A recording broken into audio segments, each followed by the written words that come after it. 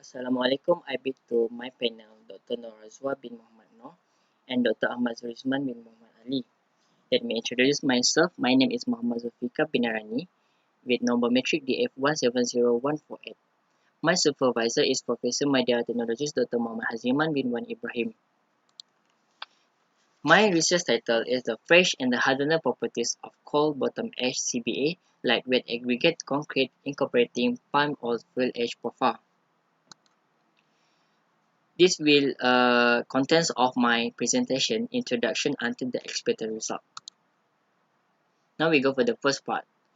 CBA lightweight aggregate concrete incorporating POFA is a one of modified concrete.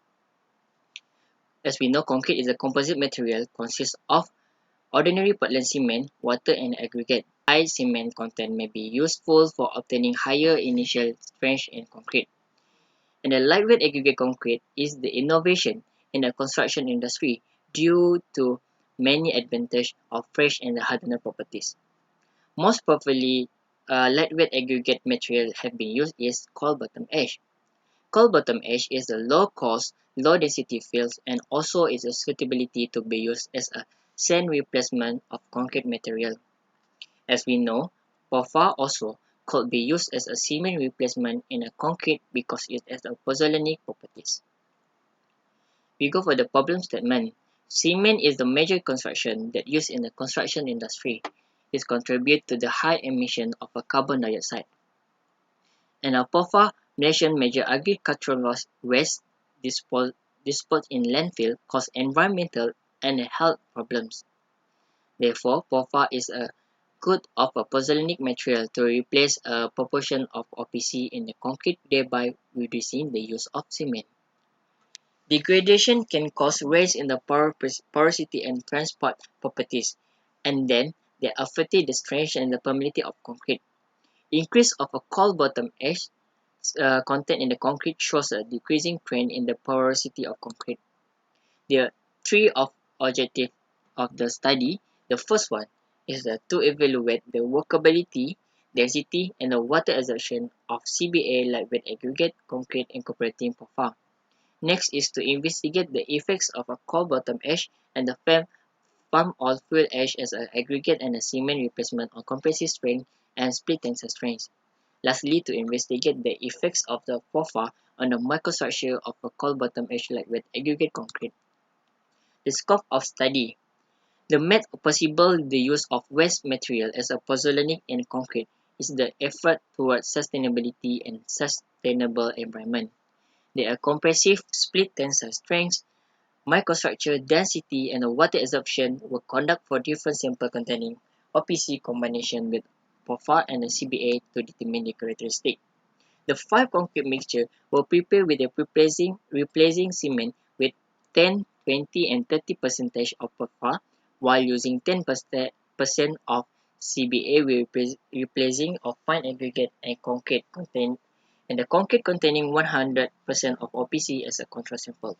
There are two strength tests that will be conducted, which is the split tensile test by using a cylinder specimen and the cube specimen for the compressive strength that tested under universal testing machine.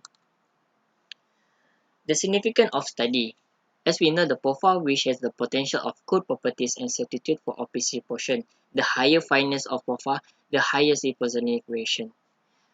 And the coal bottom ash also can replace as a sand replacement material and has a provide significant improvement in both in fresh and hardener properties.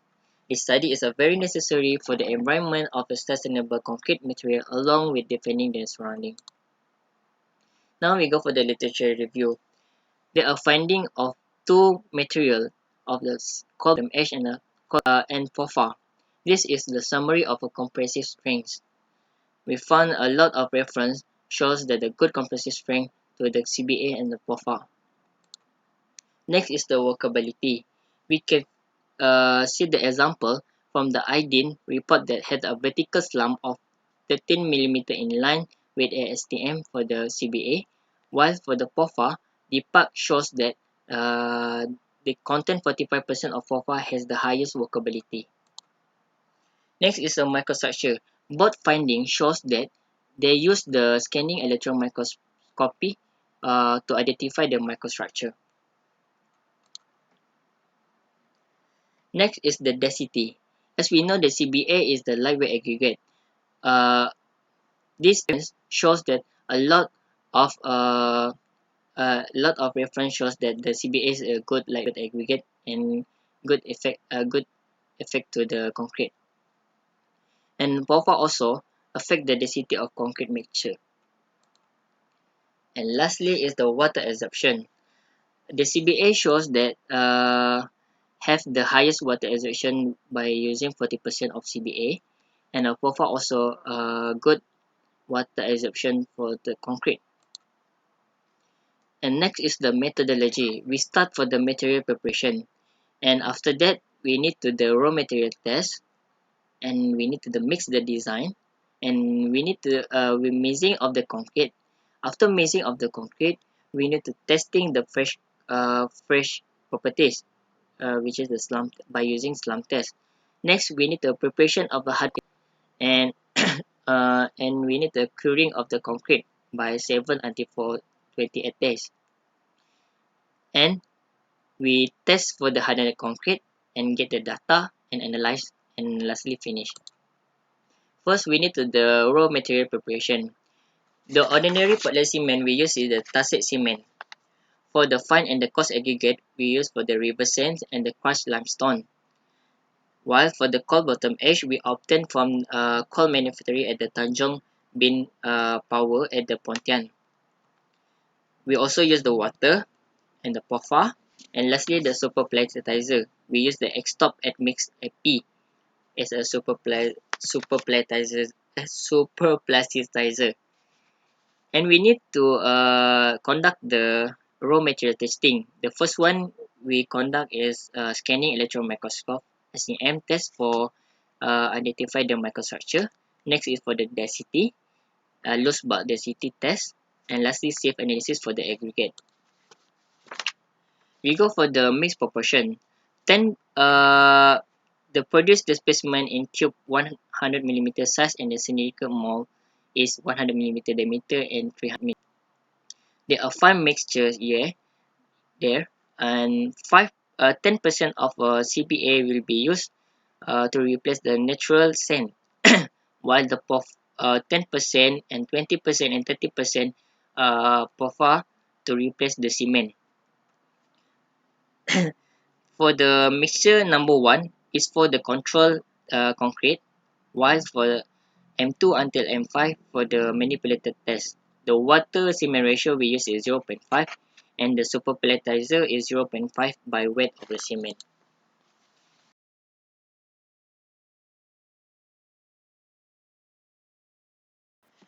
For the specimen, we use two specimen, which is tube specimen and cylinder specimen for split tensile strength test. The fine mixture will for the compressive strength and density test and water absorption. There are 5 specimen will be used and the total up is 75 specimen. For the cylinder specimen, we provide for 45 specimen to conduct the split tensile strength test.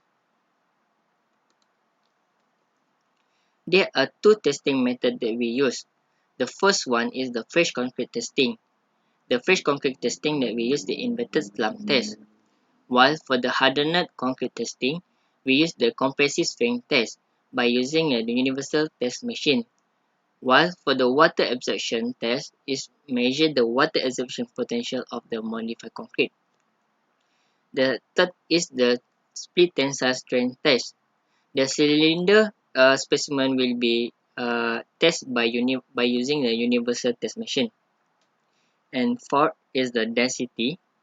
And lastly is the scanning microscope SEM is to identify the microstructure of the concrete.